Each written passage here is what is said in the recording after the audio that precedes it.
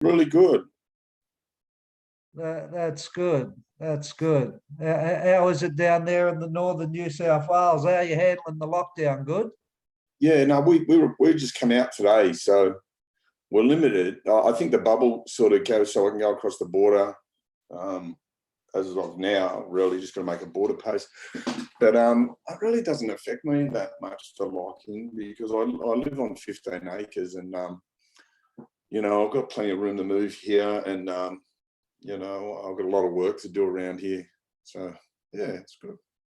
That's good. That's good. All right, mate. Well, I want to get straight into this because, as I said, I've only got 45 minutes with it, Yeah. and I'm really looking forward to having a yarn with you, mate. Yeah, sure. Do you want to just give us a quick rundown on where you're at now and what you're doing regarding the voice of the survivor, mate, please? Yeah, sure. What I'm doing these days is I live up here in the Northern Rivers, and I established the Voice of a Survivor about 4 months ago, with the aim and intention of helping survivors of institutional abuse seek out compensation and justice and healing. We started out with humble beginnings. I started out with a little laptop computer out on my balcony on my barbecue table at Coffs Harbour, and it was a laptop computer I'd recently got out of jail and had no idea how to use, because spending 24 years in prison, you don't learn a lot about technology in there. So I employed a couple of people here and there. One woman turned up and she brought all the crystals and that with her and set all the crystals around me and done a chakra reading and everything like that before we got going, and that was interesting. But fast forward to 4 years, 2 months later, we've got 12,500 clients. We employ 12 people. We work in every single state and territory in Australia. We work with 35 different law firms nationally. We're pretty well regarded. Of that 12,500 clients that we do have, we've had around about 4,000 successful cases go across the line and be settled by way of mediation, and the rest are pending. We've never sort of been involved in a case where the government have waved it away and said there's not really a case for that person, So we've got a really good screening process that we go through that to ensure that no one's pulling the wool over our eyes or anything like that, or wasting time or wasting not honouring real survivors. And another thing we have in our part of our criteria for what we do is we can't help people that have been convicted of a sex offence. We flag them away because we believe that there's a conflict of interest in it, and it takes away from our authenticity. You can't be helping a survivor and then helping a perpetrator as well.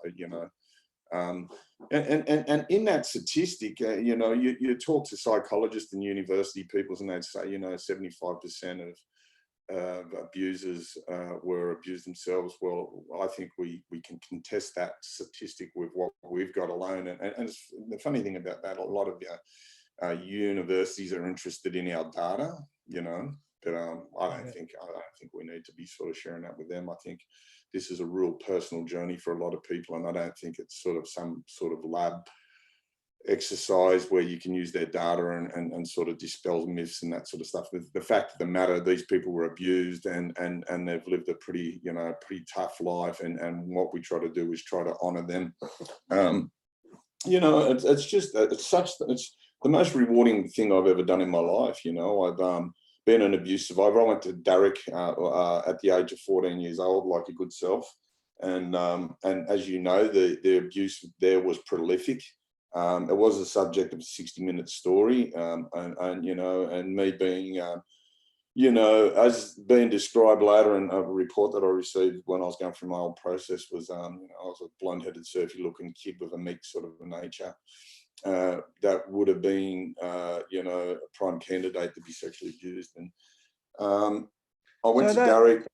So, Yeah. so that story leading up to Derek, Russell, like that's an amazing story. But I think also too, from a professional point of view of what you're doing these days, I think the story leading up to Derek and what happened prior to that's paramount in there too. You know, like Oh, without a you doubt. know, I grew up in Mount Druitt. yeah, you grew up in Mount Druitt, and you know, like what was that like for you? You know, you come from Liverpool over in the UK. You come Yeah, my over family. here, you Yeah. landed in Mount Druitt, and what was that place like? You know, what was it like for you in that area as a kid? Well, my parents come out. The funny thing about it, my parents are from Liverpool, England. They Can had you can three you boys. just get closer to that volume, champ? Yeah, yeah, sure, sure. Is that better? Yeah, that's good. My parents from Liverpool, England. They brought three kids, three boys and one girl out in the Queen Mary as 10-pound poms in Wow. 1965. They wouldn't have had it any other way. My brother and I were both born in Liverpool, Australia. So we were all born in Liverpool in two different countries. When my parents came out, they were given a housing commission house out at Mount Druitt with the promise that, you know, it was going to be this and it was going to be that, and, you know, and all these opportunities would arise, you know, and it was just a bunch of people put there together. And you know, I grew up there and, you know, I didn't really see many people getting ahead in life. The only ones I'd ever see getting ahead in life were the Crims.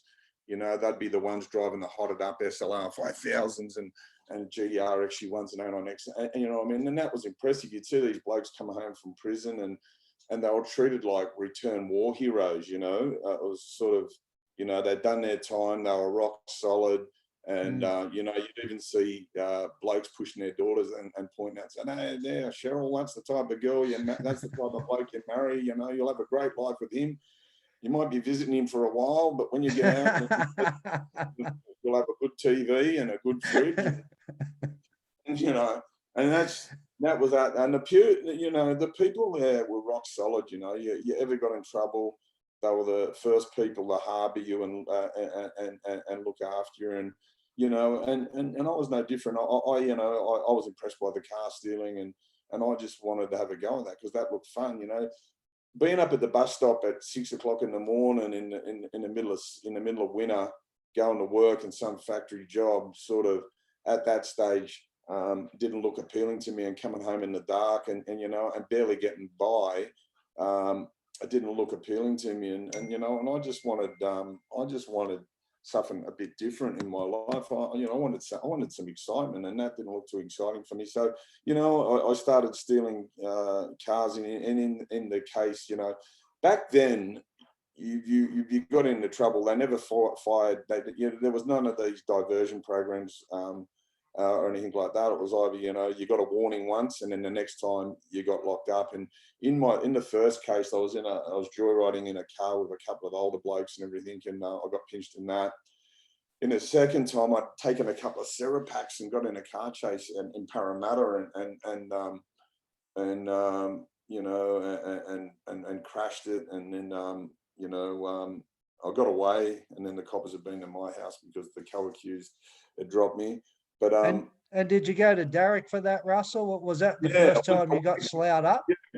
Yeah, I went before that judge, Barbara Holborough, at Minda Yeah, Children's I Court, and remember. be this big, compassionate type of woman who wasn't, and she sentenced me to 6 months in a boys' home. So you know, I went out to Derek, and you know, and that was an eye opener for me when I got there. All these kids were in like color-coded clothes, and they were marching, and I thought, fucking wow, we're in the army here. And you know, you know, but what I noticed when I got in, I went to the Daru house first. What I noticed, there's Daru, Bunda, Kuma, I think, and And Wallara, I think. Malara, yeah. Yeah. And they were at different houses, and I went to the Daru house, and you know, and there was a you know, a somberness amongst all the kids. Like, you got into the dormitory, you weren't allowed to speak until, you know, you had to get permission, put your hand up to speak. So all these kids are sitting around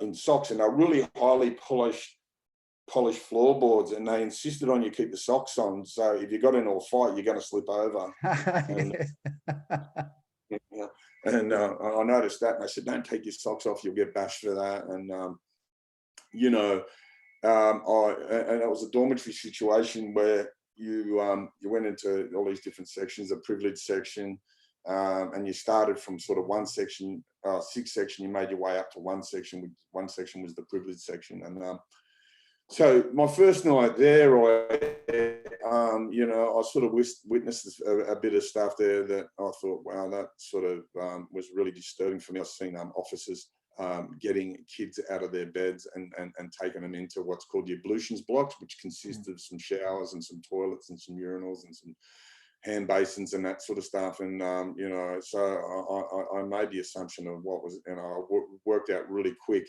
what was going on there. And, you know, and, you know, I remember the guy, he had the bed next to me, and, you know, I remember him coming back, and he was crying and that sort of stuff. But, you know, it was one of those things that everyone knew what was going on about, that was going on there, but didn't really talk about it. Was you scared? Was you scared of it, or what? Without a doubt, like, the thing about Darrick, for myself, there was a lot of blokes from Mount Druitt. Like, Mount Druitt's got a whole heap of different suburbs and that, but they were pretty united when they were there.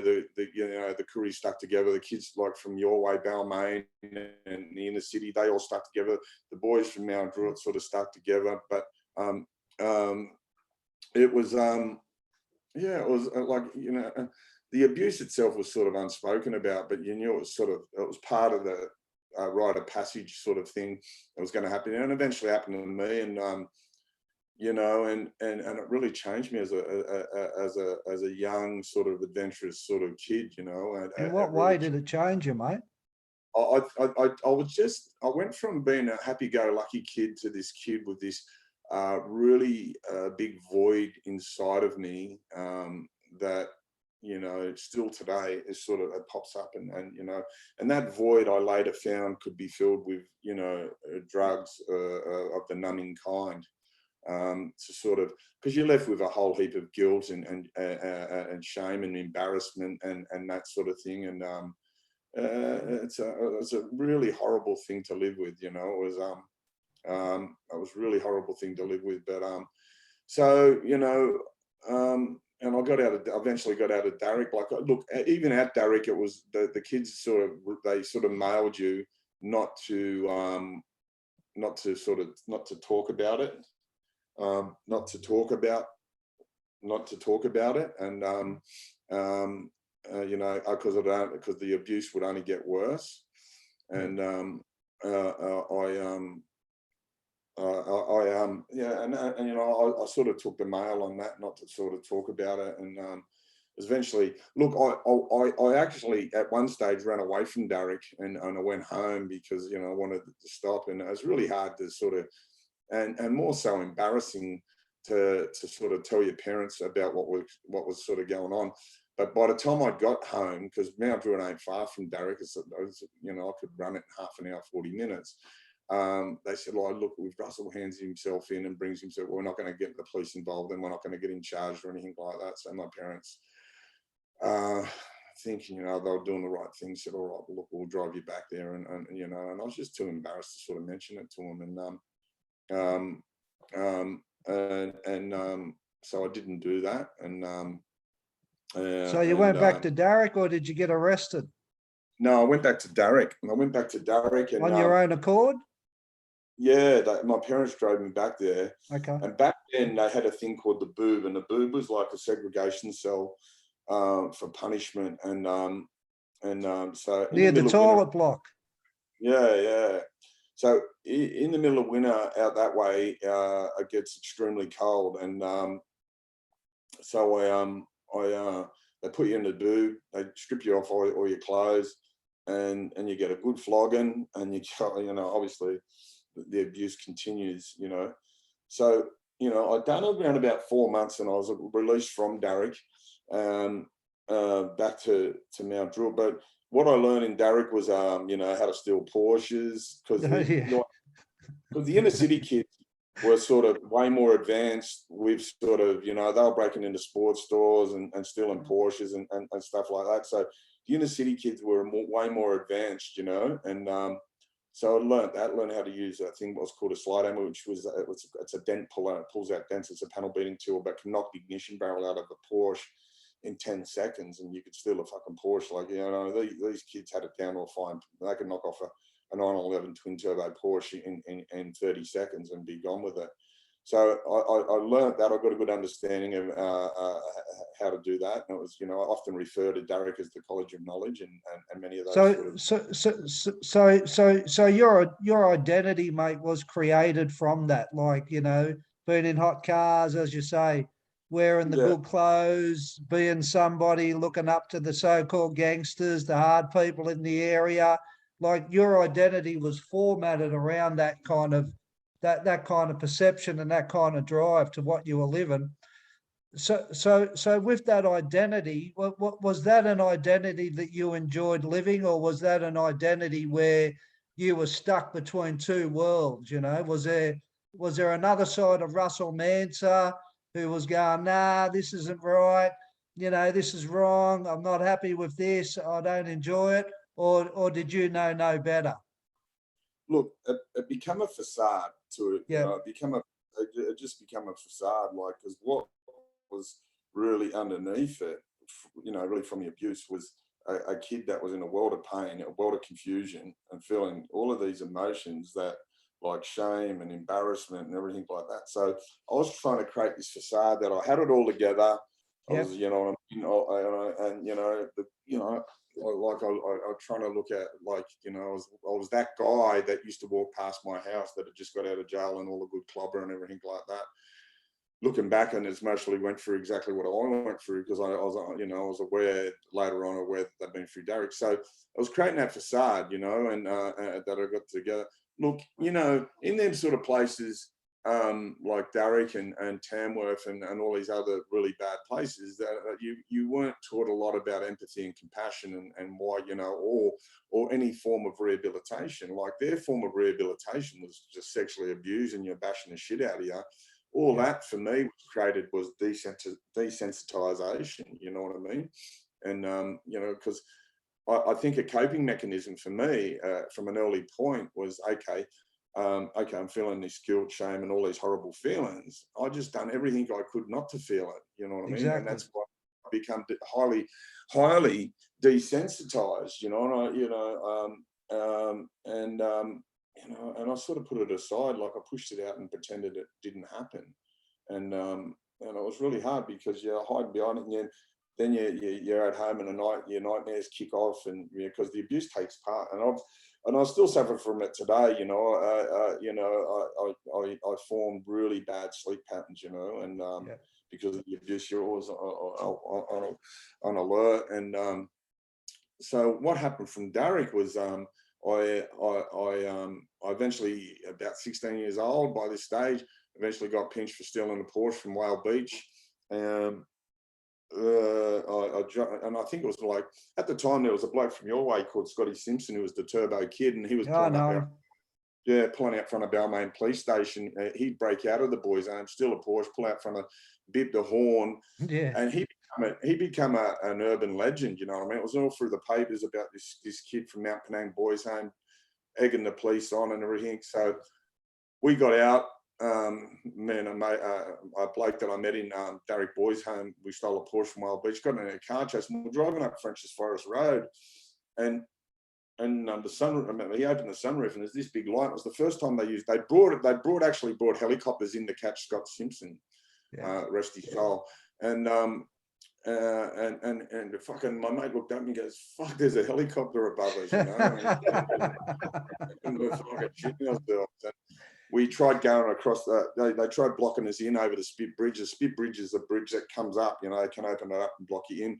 But we got over that in time, and then we got over the other side, and we thought we'd take a chance, because being from kids from the Druid, I really didn't know that area too well. And I think we ended up in Cremorne, and we went down like a dead-end street near Tronga Zoo. And we jumped out and ran in and jumped into the Sydney Harbour, and they brought out the police boat and with big lights, and we weren't going anywhere. So fast forward, long story short, went to Padura Children's Court in front of a judge called Blackmore. Judge Blackmore sentences 12 months, and he stipulated that it was to be served in an adult prison to deter other kids from stealing Porsches and that sort of stuff. So, and we just thought it was Rod and I just thought, we thought it was like a gimmick or something like that, one of these sketches, and we didn't take it serious. But because by that stage we were 16 years old, and the place we should have been going to was Mount Penang, which is up at Gosford. And anyway, and I know that Anzac Parade, driving down Anzac Parade where Long Bay is, ain't the way to Gosford. And I'm saying, I don't think we're going to fucking, I don't think we're going to Mount Penang.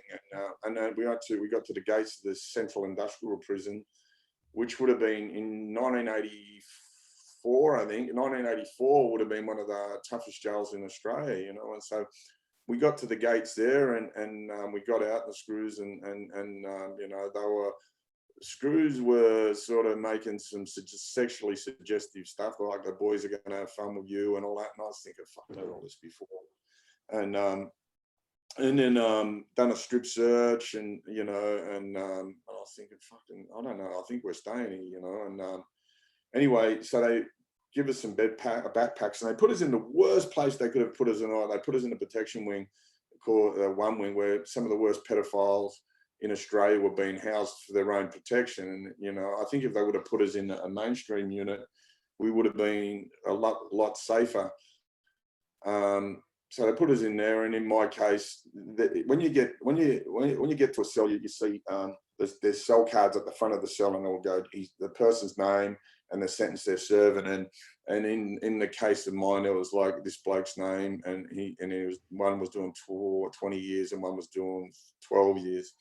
And so they put me in that cell, a mattress on the floor, and there was 2 bunk beds, just no room to move, you know. So if anyone needed to go to the toilet, they just got to walk on your bed. And the screw, when he locked the door, said, "Have some fun, boys," and a laugh and a giggle, which sort of troubles me that someone would think that's okay. Yeah, once again, I was sexually abused that night. But you know, and later come to find out later on in years, come to find out they were both pedophiles, those guys. So I should have never been there. And long story short, after that, fast forward, like I actually did say something to one of the screws. I said, you know, you got to get us out of here, if I can put us in a cell on our own, because we're just 2 kids. And he just fucking thought it was quite funny. And but someone from Juvenile Justice come and done an interview with me, and recommended I get what's called a Section 94A, which is transferred back to a juvenile detention centre. But whilst I was at Long Bay, the perpetrators, you know, just to sort of keep you sweet and sort of keep you, you're not saying anything about them, though, you know, that I first tried heroin, and you know, it was one of those things. It was like nirvana for me, because I didn't have to feel anything, and I was just, you know, I wasn't fighting them feelings or anything like that, trying to put them away. I just have a shot of that, and there's nothing there, and I feel relaxed. I really enjoyed that feeling. I really enjoyed it. It was like fucking a homecoming sort of thing. And so long story short, one Saturday, 2 people who were, at the time, they used to use the wrestlers, and one was called Larry O'Day and Ronnie Miller, and they done the escorts for the boys' homes. And I remember them coming to pick me up, and you know, and you know, asking me questions like, you know, what was it like for me? Do you have a hard time or anything like that? I just couldn't tell them, because I was so like embarrassed. It's not something you're going to, as a young man, you don't sort of express, like, you know, a really unmanly thing happened to you. And I got to Mount Penang, and even there, at Mount Penang, when I got to Mount Penang, they had no idea. They said, "We cannot understand for the life of us why you were moved while you were put in that jail, because, you know, the kids that were there had a really extensive escape history or riotous behaviour and everything like that. But still, I don't think that's warranted to put kids in those sort of places that are, you know, with pedophiles and that sort of thing. If they're going to put them in jail, they should have them in a much separated from all adults, you know. But so they just sort of couldn't understand. And in Darrick, like Mount Penang, like Darrick has sort of different homes. They had Corinna for the first timers, Warpole for the real troubled kids, Vernon for kids that maybe are no trouble at all, Sabron, which is for, they call it the chucks, for kids have a tendency of smashing things and that sort of thing. So they put me in Vernon, and I didn't want to be in Vernon. I wanted to be in the play-up unit, and they said, we can't put you in the play-up unit because it doesn't matter. I said, just fucking come from fucking jail. I'm meant to be better than all them kids in there, and they're going, no, you can't go. You can't go. And you know, I think I've done about 12 months there. But what had happened to me is I'd sort of got a taste for heroin, and I just, if someone was coming up from the drill or something like that, I'd get them to go, like to come and visit one of their family or something like that. I'd ask them to get on, and started just sort of using that, when the visitors come up, and I just give me I like that feeling. And I got out, and I went and worked. I went and fucking worked in a fucking factory at James Hardy at Parramatta, and I was just everything I dreaded in life: working in a fucking factory, public transport, just everything. I'm like, good luck to people who do that, but that to me was just like being in fucking prison. And it really just was. It was just so fucking. It was one of the hardest things I've done. But long story short, and then Rod Dingle, my mate, who I met at Darrick, I went to jail with, he got out, and we got back into it. We this time we broke into fucking all the at the time it's David Jones now, but it was Grace Brothers. We broke into the Grace Brothers at Macquarie Centre near Macquarie University, big shopping centre. We broke in, and we're getting all the videos and watches and everything like that. And long story, we just, as like any good crime, we just kept on backing up because we thought it was legal. And then eventually they had a task force on us in quarters. So I went to, this time we got to go to, because we were old enough, we were 18 years old by this stage, and we got to go to a mainstream prison down at MRC, and it was just a whole different story. It was just a whole different story. You didn't have to worry about the perverts and that trying to do bad things to you. And there was a guy there called Gary Stokes, and he's in Casper, who, later on, bash a fine defaulter when he was drunk or something like that. And it was just so out of character for him. But he was there, and he was really protective of us young blokes, He was just sort of trying to steer us in the right direction. And he'd tell us who to hang with and who not to hang with. And if he seen someone lurking around, he'd tell him to fuck off. He was really protective. And then, that's good. Yeah, he was a good guy. And we eventually, because we were, yeah. So with the heroin, when you enjoyed that heroin, and you spoke about how you were feeling prior to using heroin, the embarrassment about what happened to you, about the struggle you was going through, about the pain that you experienced through your abuse and what have you in that area, and you get introduced to something that feels good, and that feels good, and that's all great, as you know, in life. But if only we knew what we were getting into at that point and stage in our life regarding it feels good, but that smother of feeling good makes it worse. We never mature from that. We never overcome that pain or that struggle. We go down a different road, and I think that's the danger of using drugs. We divert from the pain, and when we divert away from the pain, it takes us years to come back to it.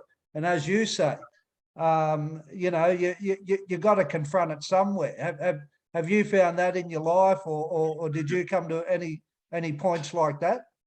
Yeah, for sure.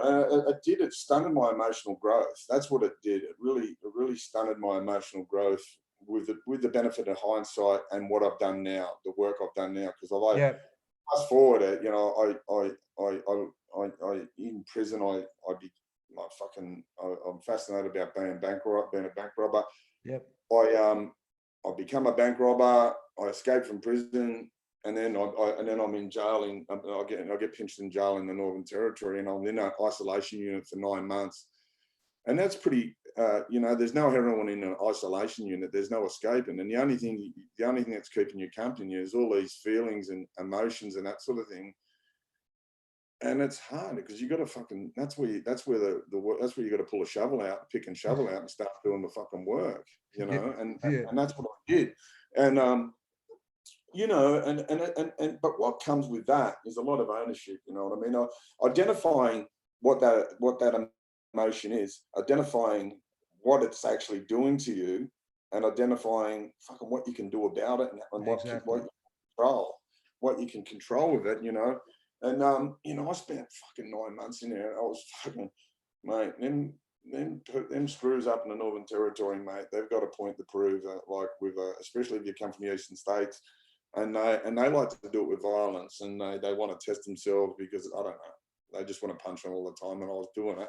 So to have this conflict of a daytime with them, which was as a sort of a form of excitement in the end, and then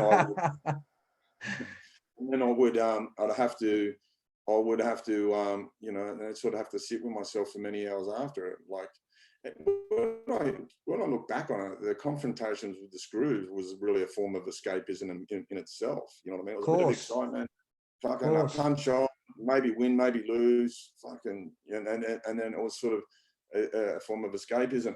But long story with that was, you know, I ended up coming back to Sydney, ended up doing 8 years. I ended up through that 8 years, I stayed clean. I stayed clean off drugs. So I got out of jail 8 years clean. So had you had enough? Yeah, I really thought I'd had, you know, because, you know, a guy called Greg Richards Hawkeye had come in the Parramatta jail in '87 and told me about the NA meetings and everything like that, and planted the seed of recovery in me, and said there is another way, and so I just wanted to find what that other way was, you know, I you know, I'm a searcher, and the thing about searchers end up finding something, you know what I mean? Exactly. And then I moved up from Sydney to the Northern Cabarita Beach. I was a fitness instructor at a Japanese jockey school, and that's where not long after that, that's where I met King Dean at the He's referring to me. Yeah, King Dean. But you know, and it's one of those things there. That story in itself was inspirational because people were telling me about this guy who done all this jail and you know, and he turned his life around. And the thing about in prison, you don't hear of many stories like that. You know, oh mate got out and he fucking went and imported fucking 100 kilos of coke and he's doing all right, but his door could come down at any given fucking time. He could get run in by other crims and robbed or anything like that. The guy that gets out and does it the right way actually gets peace, and I think that's what we all like. I know what I strive for. I want that peace, and that's that, you know. And I've got it. And like, what is that a process for you, Russell? It's been a long process. See, even then, I stayed out of prison for 6 years. And I was still being haunted by the nightmares of the abuse because I'd never touched on the underlying issue of the drug abuse. You know what I mean? Yeah. But in 2014, I was on a plane going over to Perth. I was up to no good, and a guy spoke to me about the Royal Commission because I was reading a book called Sleepers, and it's sort of about a couple of guys that get abused, and Kevin Bacon movie about it, and they good movie. yeah, they square up and abuse. And he sent me reading that. And anyway, for some reason I said, yeah. And I really don't even know why I said it. This guy, I was like, maybe a higher power job or whatever, or a universal job or whatever you call it. And I told him, I said, I said, this book is similar to my own life, and he goes, oh, and he told me about the Royal Commission Institutional Responses to Child Sexual Abuse. So, and not long after that, I got pinched coming out of a bank at Coolangatta. I got tackled by some super citizens and, and one of them told me, one of them, while he was wrapping my fucking kneecap around the back of my head, was telling me he just saved my life, and anyway, long story, went to prison with every intention of knocking myself, and I went to, I was going to knock I just had enough. I was so badly beaten. And then, just a few things happened, I got to the prison and I would have hung myself with the coaxial cable, but that was too short. Was you at that point, mate? Was you dead set at that point where you're thinking, I'm done, I'm going to knock myself, I'm sick 100%. Of going in and out, I can't find the angle to break it? 110%. I was gone for all money. But I had this one driving force, and that was willing to fucking do whatever it was going to take to off myself and start hurting all these people. Yeah. But what happened was, in the cells in the Brisbane jails, they've got like a 30-centimeter window in the door, That's right. And this guy, like a sweeper. And so the sweepers sort of, they're privileged and they get out a little bit earlier than you. And there's this guy I hated his guts.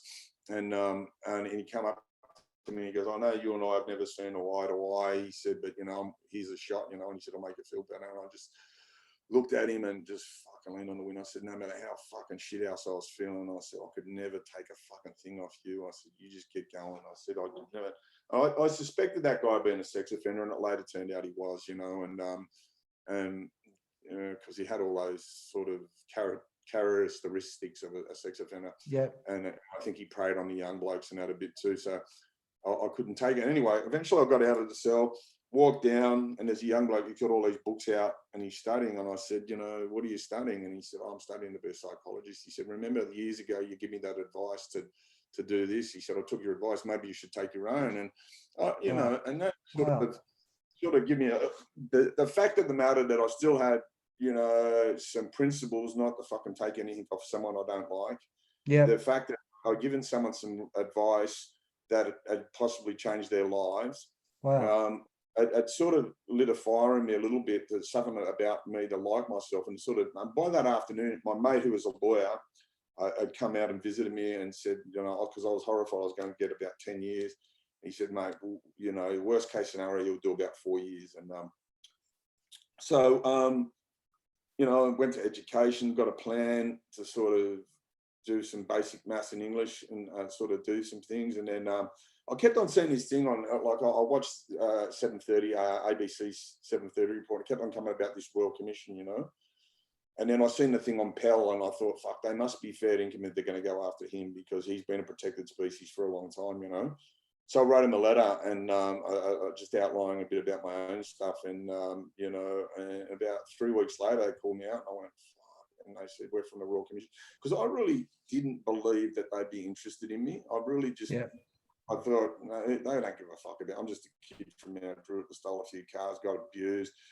They see that as, as a victory, and I didn't think they'd be interested. And they were really interested. They said, we just want to, and they kept reinforcing me, look, we do believe you, and, so out of that, like they said, they put me in contact. They got a trauma counsellor to ring me straight away, and they said, "Fuck, well, and this woman was amazing, and I just clicked with her, and I started talking with her, and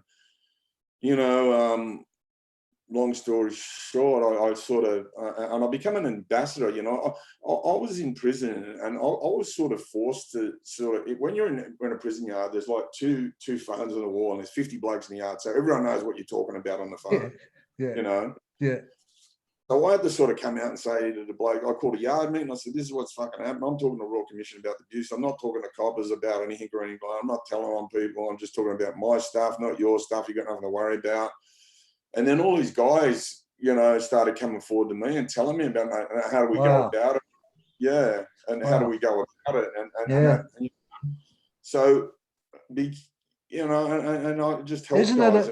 Isn't it amazing, Russell, in some of the worst situations, a light comes on somewhere through something, you know, like there you are in a prison yard, what you've been through all your life. And the pieces start falling into place, you know, the Royal Commission, you know, counselling, talking on the phone, other crims around you, they start approaching you. Wow, you go, I can support these people, or what and so okay, you get out, you realize what you got to offer people in a whole new different road. You've had enough.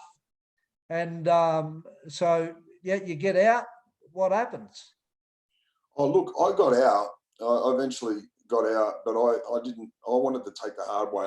So I put myself in a rehab because about 6 weeks before I got out, I got a compensation claim from the abuse, and I thought, well, I don't want to waste this, and I want to be really smart. So I put myself in a rehab up Coffs Harbour called Adele House, and the thing I liked about Adele House, it was not one of those rehabs that, you know, fitness has always been a big part of my life. It's been a part of, you know, my that deals with my depression, and most definitely. And so I was one of those that were pro sort of fitness. I went there. And then when I was in rehab, I had all these people like lawyers, and I've got a really good mate who's a professor psychologist, Professor Ian Coyle, who sort of mentored me a lot, and as well as my partner, who's a barrister. You know, she wasn't my partner at the time. She approached me about doing this a project about survivors. You know, while I was in prison, we just become friends. She became a support person. She was a barrister and Aboriginal legal aid at that stage. I'm not Indigenous at all, but she was working in that. But she'd heard about my story. Russell, you would have found it a bit hard not to find her attractive. Oh, she's blessed, but like mate, she's not lovely. blessed. Let me tell you. I'm sure she's a beautiful lady. I know you love her dearly, but she's cute too. Yeah, she's a good sort. And you know, we're from worlds apart. Like she's from her with doctors, and parents were doctors and really upstanding. My family are good people, but she's got mum and dad have got buildings named after them in Canberra at the hospital. But anyway, she was interested. She'd heard my story, and she wanted to do a podcast series that I like and had me involved in it. And she was saying it, and a few lawyers were saying it, and Professor Coyle was saying it to me. This is what I should do I live in, you know, and I finished rehab, and I thought, fuck, how do I go about this? But one thing, you know, I've learned, and I've learned, you know, you just got to, and looking at blokes like yourself, Dean, it's about fucking, you want to make something happen, just fucking make it happen. You got to have a go. You just get into it, smash it, take it, exactly. Take a risk. And you know, when I had money, which is normally when you're released from prison, you get out with half a dole check and a size fucking 11 boot hanging out your bum cheeks, and told to get on with it. And you could use the analogy. It's like sending a soldier to war with no bullets in their guns. The chances of survival are bleak. And but in this time, I had a couple of bucks, and you know, I had enough so I could get a flat and a little car and some furniture. And so I could sustain myself for like any business you get going. You've got to be able to sustain yourself for 3 to 6 months before you start making anything out of it. And I did that, and you know, and I was doing a lot. I'd jump on a plane to Sydney, and I'd walk from Downing Centre Court to King's Cross, and I'd get 25 clients. Like 25 people would approach me because they'd heard from other blokes what I was doing in prison and that. And so what I'd do is take all their details, and then what I'd have to do was, you know, I'd put them in contact with the lawyers, and then I'd have to do the interview, which has been a process for us, you know, where people trust me to tell their story. For one, I'm not a lawyer, I'm not a person of authority or anything like that. So you know, a lot of these people have had very bad experiences with lawyers, with police, with the courts. So I'm that conduit that joins them together. And so, you know, and man, I heard some, like, you know, I've heard some of the most barbaric things, but it's so, for me, it's cathartic. It's healing to be part of that process, to be part of that process of someone else's healing. You know, I can't keep what I've got, you know, unless I give it away. You know, and that's just how I live my life. I try to give more than I take. You know, and it's worked really well for me. I you know, I've been a part of a lot of people's healing, and you know, I'm involved, and you know, today I'm a shareholder in a law firm that, like, why that got established, that law firm, is we want to make sure that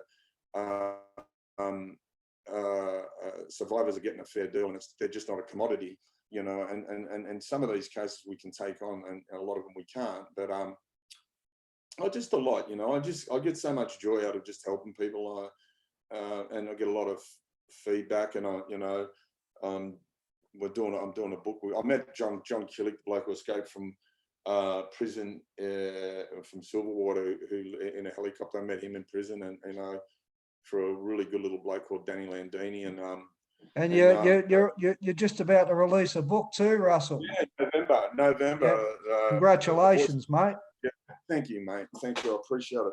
Hopefully we can be as good as yours, mate, because yours is you're a fucking marketing genius. And I just, mate, I just do exactly what you said, mate. I just do the work, you know. Yeah, and that's what, you know, and that's what my partner says about like just about getting in and having a fucking red hot go. You know what I mean? It's about, and not making any excuses, you know, not being the victim, just get over it. Get up early and get it done, you know. And you know, I've been burnt, you know, through my lack of knowledge of technology. I've had people work for me that have come in and thought, oh, this is a great idea, and steal all my IP and everything like that, and start off the next position. But you know what? I don't care, because my story is authentic, and you know, and that's why we have a lot of people approach us. You know, on average, about 50, 60 survivors come to us a week. Yeah, you know? Good. That's great. Nationally, and it's just, I don't know. It's through, I don't know, the telling, like doing, whether it be doing podcasts or, you know, I've got a couple of TV shows coming up. Australian Stories, Russell. Yeah. Yeah, Australian Stories. What's happening there, mate? When are you starting filming? We start filming tomorrow. Yeah, that'll be out in the first week of February. So that's exciting.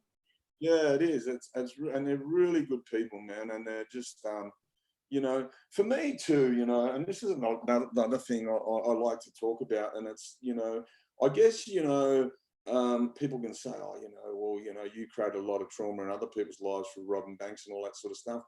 You know what? When I was diagnosed with having post-traumatic stress disorder, I was filled with a lot of guilt over that, because it made me realize what I'd done to other people, you know. But the work I do today, and part of the motivation of the work I do today, is to honor them people, to sort of say, I may have been this bad person in the past, but I hope you can look at me today and go, wow, look, I take my hat off to that guy, because he turned, you know, he had some horrible things happen to him, and he turned his life around, and, you know, and he's part of the healing process.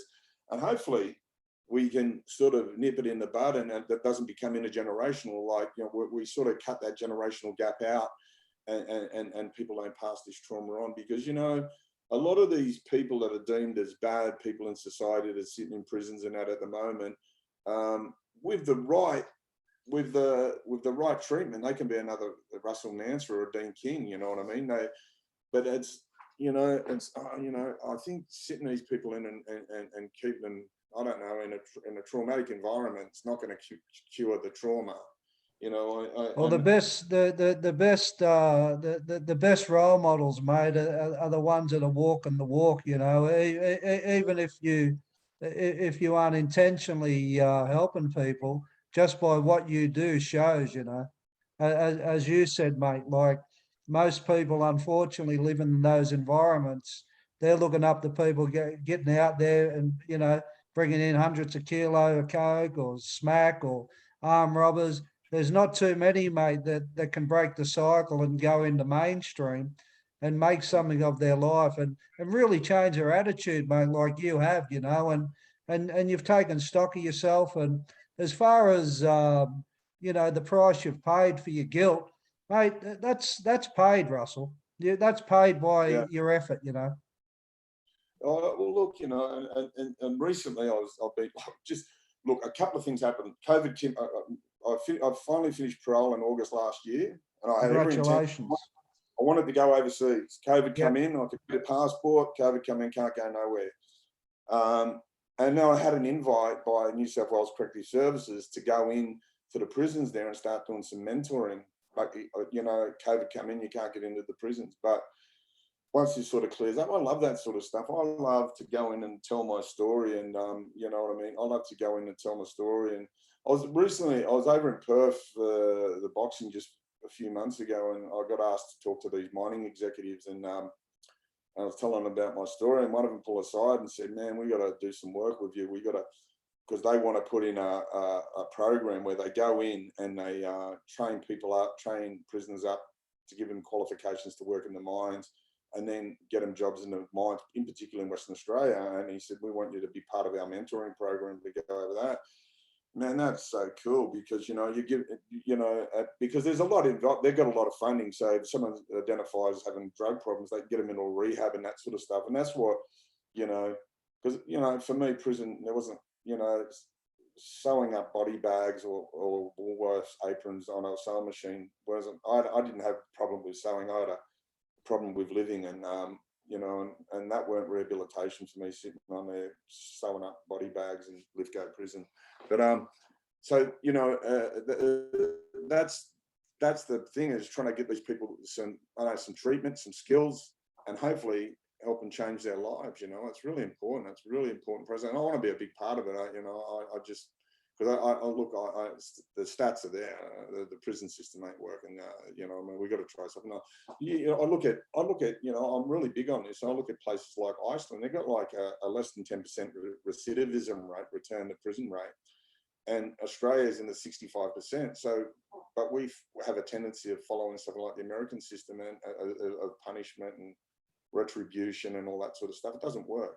It doesn't work. So I'd love to be involved in a changing of that sort of stuff. I'm really passionate about it, because I know there's a better way, you know. And check out when you get a bit of time, mate. Check out a program in the United States, in San Francisco. It's called Delancey Street, yeah, and it's a phenomenal program where they take in ex-cons.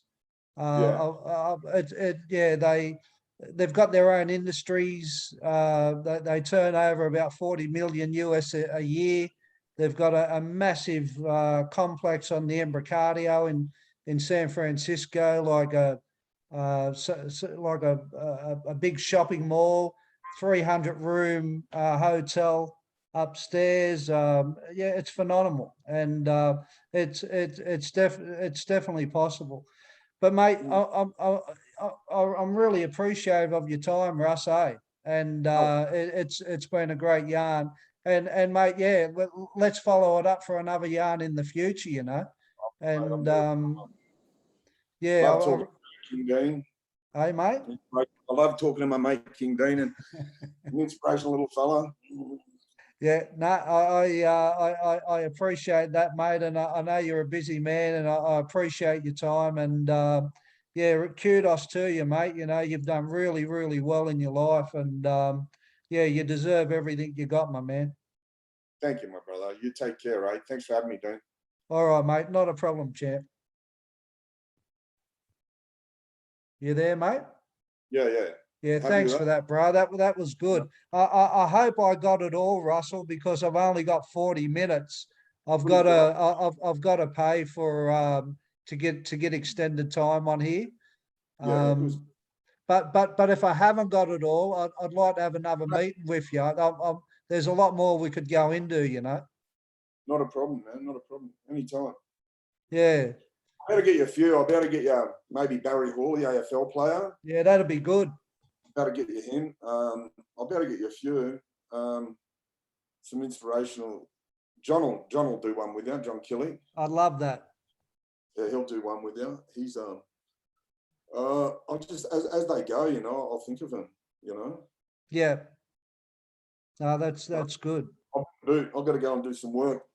All right, mate. Thanks again, buddy. And I'll care. post this. And yeah, you take care, mate. Look after yourself, eh? No worries, man. Take care, Dane. Okay, Thanks, bro. bye.